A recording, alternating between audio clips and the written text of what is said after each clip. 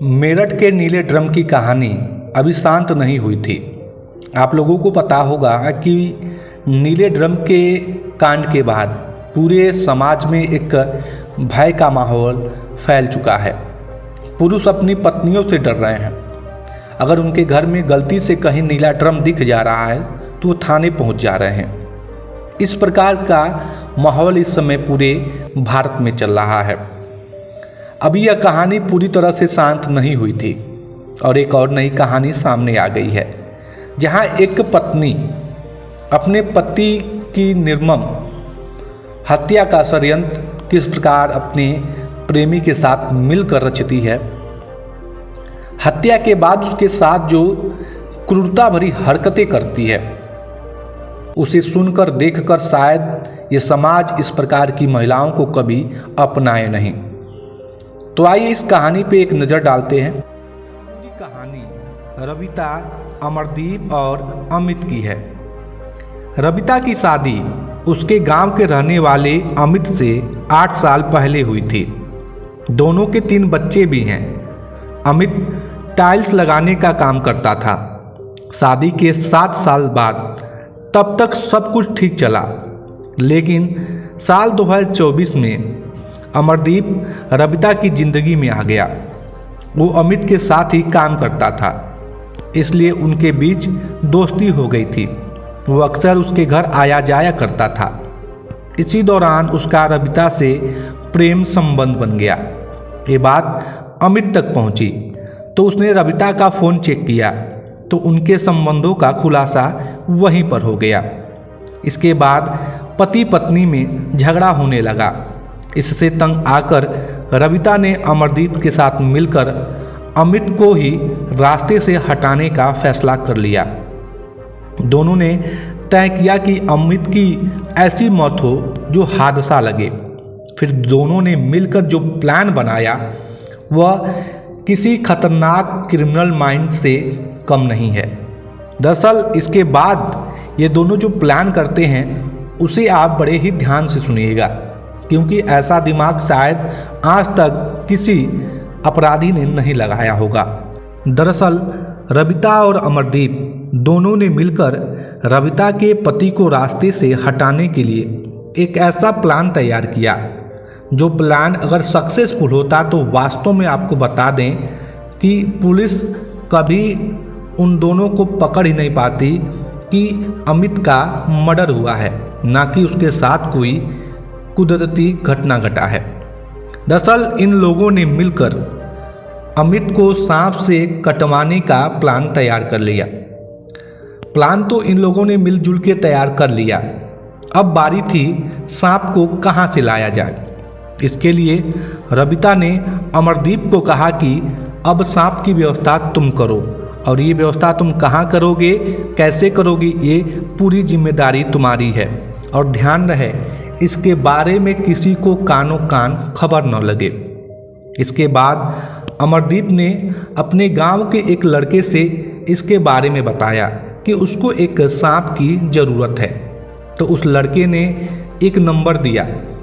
उस नंबर पे बात करके अमरदीप ने सांप का सौदा 1000 रुपये में कर डाला और उस सांप को झोले में रखकर अपने घर पर लेकर चला आया।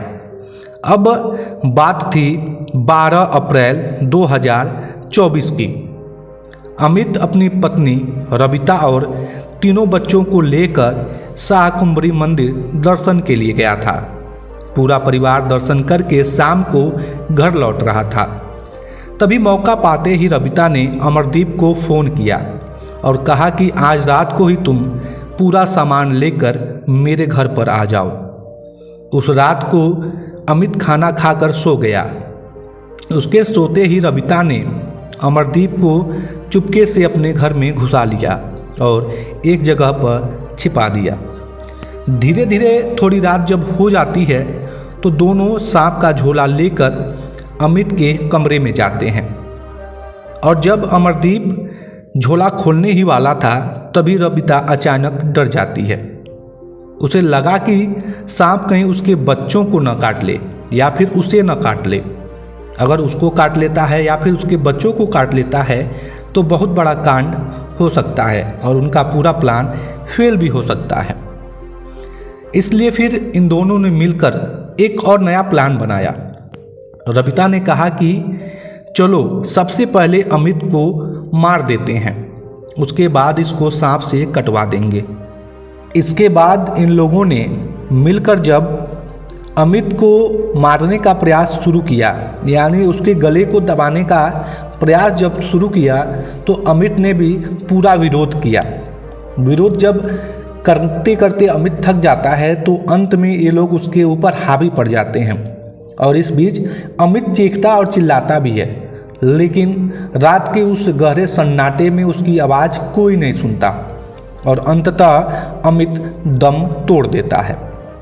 इसके बाद क्या होता है कि रबिता कहती है अमरदीप से कि तुम अब झोला लाओ और झोले को बेड पे रख कर खोल दो, और ठीक यही काम अमरदीप करता है। वह झोले को लाता है, बेड पे रख के झोले के मुंह को खोल देता है और सांप को बाहर निकाल देता है। सांप पूरी रात उसी बेड पे पड़ा रहता है और ये दोनों प्रेमी प्रेमिका उसी कमरे में बैठकर पूरा रात भर नज़ारा देखते हैं। वह सांप बार बार अमित को डस रहा था, यानी बार बार अमित को काट रहा था। वह अमित के शरीर पर कई जगह पर काटता है। और आपको बता दें, इन दोनों ने मिलकर इस पूरे घटना का वीडियो भी बनाया। आप सोच सकते हैं कि एक महिला इतनी क्रूर कैसे हो सकती है कि अपने पति की हत्या करने के बाद उसे सांप से कटवाए और सांप से कटवाते हुए उसका पूरा वीडियो भी रिकॉर्ड करे।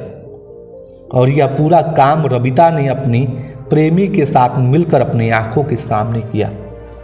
शायद ये लोग भूल गए थे कि जब कोई व्यक्ति मर जाता है तो उसके शरीर के रक्त का संचार बंद हो जाता है, यानी उसके शरीर में खून बहना बंद हो जाता है। और इसी बात का नॉलेज इन लोगों को नहीं था और यही मिस्टेक इन दोनों के इस प्लान को पूरी तरह से फेल कर देता है।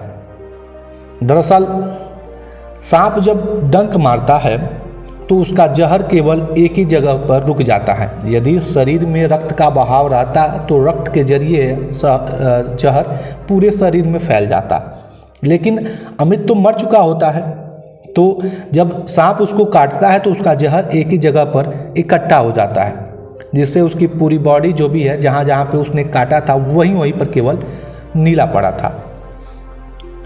और जब अमित के इस बॉडी का पोस्टमार्टम होता है और पोस्टमार्टम रिपोर्ट जब आता है तो ये पूरा खुलासा होता है।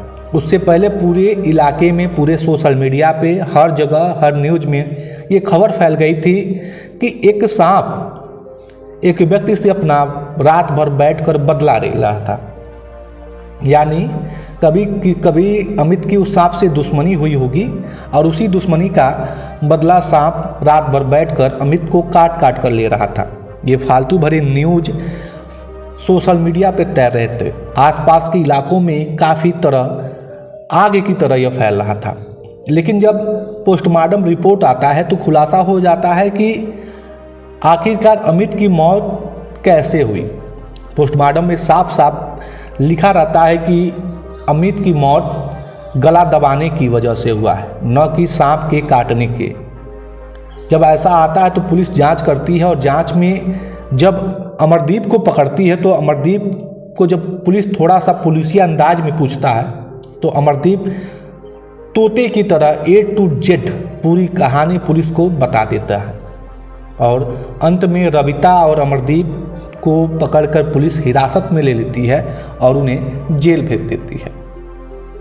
आप सोच सकते हैं कि एक महिला, एक पत्नी अपनी पति के साथ इतनी निंदनीय, इतनी क्रूरता भरी हरकत कैसे कर सकती है। क्या इस प्रकार की महिलाओं को समाज स्वीकार करना चाहेगा? क्या इस प्रकार की महिलाएं भी समाज में रहने की अधिकारी हैं? आप लोग नीचे कमेंट करके ज़रूर बताइएगा। फिर मिलते हैं अगले वीडियो में, तब तक के लिए जय हिंद।